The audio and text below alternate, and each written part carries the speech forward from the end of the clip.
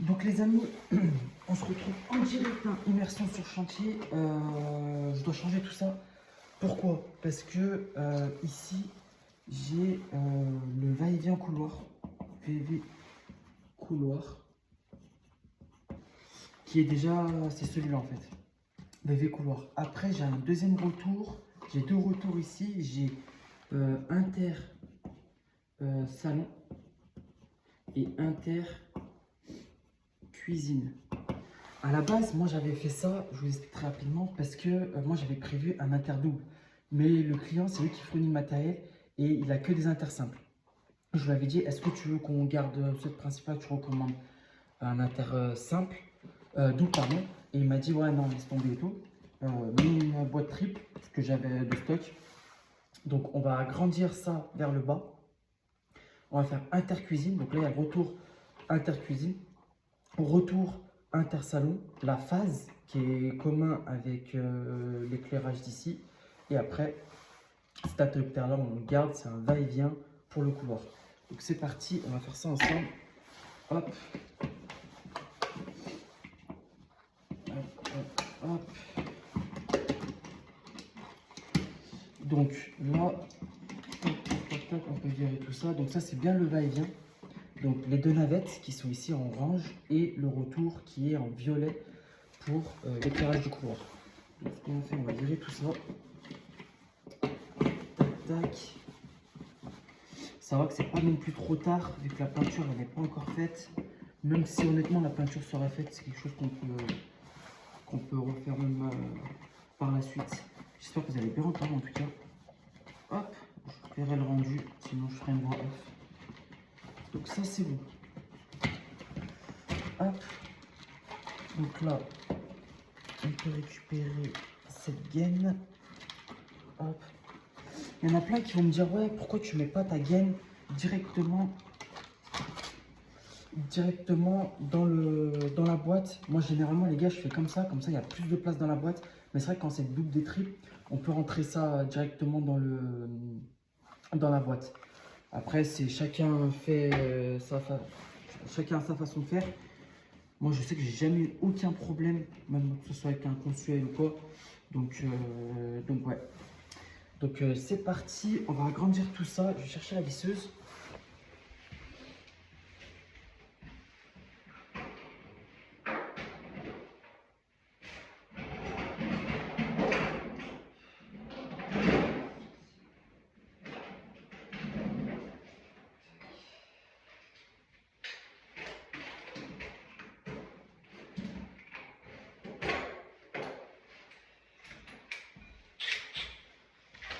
C'est bon. J'ai la petite visseuse de chez Milwaukee avec une cyclage de 68 et c'est celle de Bosch Expert. Hop, attendez, ça se casse la tête, tac. Et ils sont interchangeables, donc très rapidement, ça va nickel. Ok pour ça. Alors, comment faire? Donc là, le plus simple, ça serait de tracer le centre. Le centre qui est déjà tracé. Hop, je vais prendre ça. Mon centre, il est ici. Il est déjà tracé. Donc, les pots, ils font 71. 71. Donc, ici, j'ai mon deuxième pot. Là. Et mon troisième pot, il va être ici. Je sais qu'il existe des gabarits, des choses comme ça, les gars. J'en ai, mais là, je préfère faire ça comme ça. C'est juste question d'habitude aussi. J'aime bien faire ça, comme ça. Hop. Et après, là, je ne trace même pas le centre. Là, vu que j'ai tracé mon trait ici, attendez, je vais mettre ça comme ça. Là, je ne trace pas mon centre. Pourquoi? Parce que ma cyclage, elle va être vraiment au milieu de mes deux traits. Donc, vous allez voir. Tac. Hop. C'est parti. Voilà. Et après, c'est un guichet. Tac. C'est un guichet de chez Milwaukee. Je vous avais présenté pendant ma caisse à outils. Et là, je vais ça dépasse. Hop. De chaque côté. Et là, tu as une boîte triple. Parfaitement bien. Boîte triple. Hop. Ça se représente comme ça. De chez Schneider. Vous avez toutes les autres marques, hein, les gars. Hop. Donc ça, c'est bon. Après, petit trou, tac, petit trou. Et là, vous savez quoi? On va rentrer la gaine complète. Tac, tac, tac, tac. Comme ça, je ne vais pas me faire tailler en commentaire. Là, vous voyez qu'il y a bien la gaine ici. Parfait. Et là, ça rentre automatiquement. Tac, tac. Parfait. Je sais qu'il existe des gabarits. J'en ai un. Je vais voir si je le trouve là dans ma caisse. Normalement, je l'ai toujours avec moi. Mais c'est vrai qu'à force de faire, en fait, on prend l'habitude et puis on n'utilise plus forcément plein d'outils. Parce que des fois, ben, ça fait déjà pas mal d'outils. Là, je vais vous montrer là, ce que j'ai utilisé déjà juste pour faire ça. Vous allez voir que en fait, pour faire des fois des choses rapides, il nous faut énormément d'outils. Est-ce que je vais avoir assez de fils pour tout faire? Ouais, ça va être parfait. Donc, hop. Et là, tac, tac, tac. Pareil.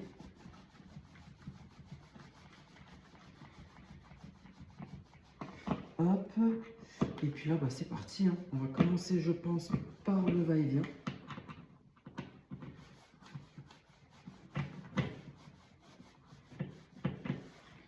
Ok, et ça, je vais l'enlever. Parce que sinon, ça va me gêner pour passer le câble. Tac, tac, tac. Les boîtes de chez Schneider, ils sont pas trop mal, honnêtement. Moi, j'aime bien. Donc, celui-là, on va utiliser comme retour. Celui-là, ça va être mon retour. Celui-là aussi, je peux le virer. Tac. Hop. Parfait.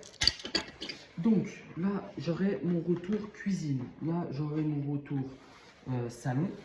Là, j'ai ma phase pour les intersimples du haut. Et là, on va faire le va-et-vient. Donc le va-et-vient, je reprends un intersimple hein, des chez Audace qui est bien. Après, toutes les autres marques, c'est pareil. Ici, on a deux contacts. Donc, on a le rouge, donc ça va être la phase. Et après, on a deux contacts. Si c'est un intersimple, on met sur 1 ou 2, peu importe, ça fonctionnera. Et après, pour un va-et-vient, on met sur 1 et 2. Donc, on récupère nos deux navettes. Pareil, il n'y a pas d'importance pour les navettes.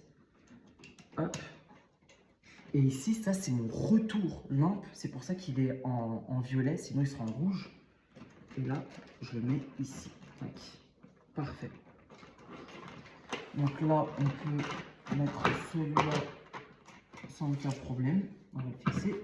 Tac, tac, tac. Alors, pas trop serré non plus. Parce qu'après, il y aura quelques réglages à faire. Hop, ça va mettre de côté.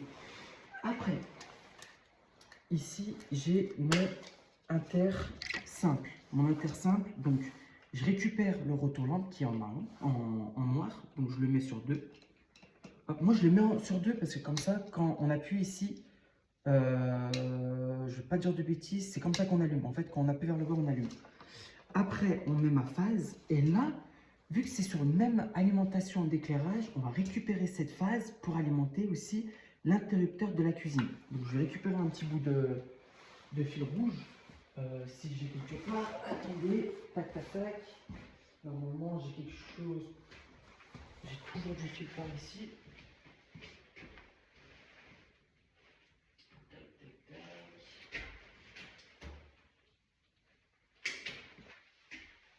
Ok, c'est bon. J'ai trouvé, c'est du câble. C'est du câble. On va utiliser le marron. Hop. Donc, le marron. Hop, on va diluer ça bien proprement. En fait, là, il caille. Et c'est un peu la main à dénuder le truc. Tac. Donc, on se met sur notre barnier rouge. Tac. Et là, on renvoie l'alimentation sur notre deuxième interrupteur. Donc, très rapide. On va le fixer. Là, j'ai pas encore regardé le niveau, les gars. Je vais le faire juste après, quand j'aurai tout préparé.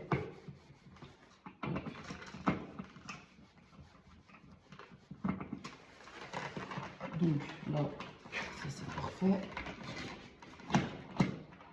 Tac, tac. On va essayer de le positionner déjà. Parfait. Bon, on est samedi, les gars, et en plus, demain aussi, je travaille dimanche. Il y a pas mal de boulot en ce moment là. On va pas s'en plaindre, mais des fois, c'est vrai que c'est un peu fatigant. Tac. Et puis là, hop, on a notre phase qui est ici avec son retour. Je vais chercher un deuxième interrupteur.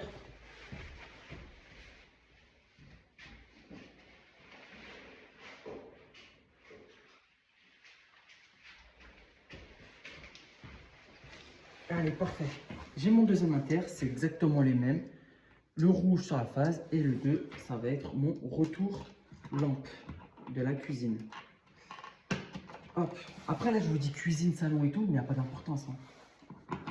Si le client me dit ouais non, je préfère que l'interrupteur du haut, ça soit par exemple le va-et-vient ou quoi, je pourrais toujours modifier. Parce que je sais pas si vous avez remarqué, mais moi généralement, je laisse une boucle avec la gaine et le câble et les fils pour potentiellement des modifications. Hop. Et là les gars, on a terminé.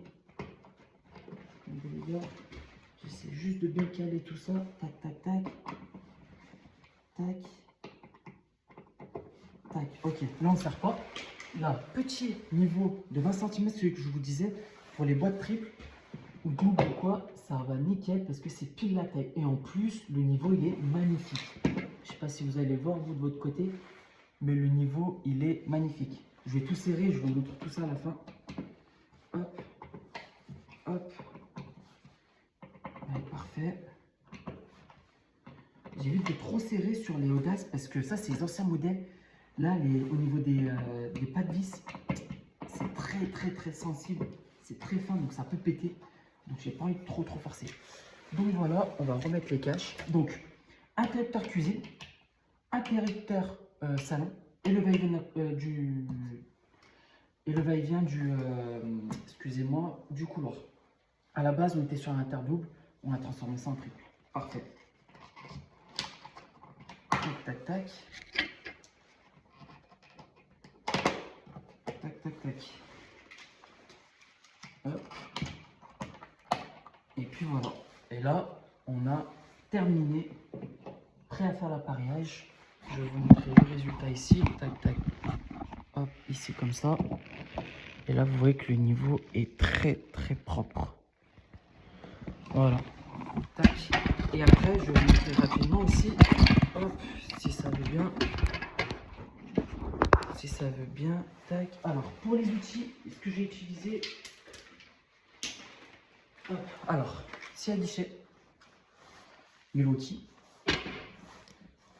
Le petit pica qui va au niveau de la poche. Un petit tournevis pour ceux qui vont peut-être me demander. Donc, c'est le PH1. Le PH1 qui va nickel pour les petites vis d'appareillage. La petite règle Milwaukee, je préfère utiliser ça parce que c'est encore plus précis. Le 0, il est vraiment net ici. Donc, le petit mètre Ouya et le petit niveau de chez Milwaukee. Donc, surtout pas oublier la petite scie-cloche de chez Bosch Expert avec l'adaptateur rapide et la petite visseuse en 12 volts de chez Milwaukee en gamme Fuel. Et là, vous voyez que là, j'ai un petit copeau juste à ouvrir ici, taper dedans, terminé, tout propre. Donc voilà les amis, j'espère que ça vous aura plu. À la prochaine.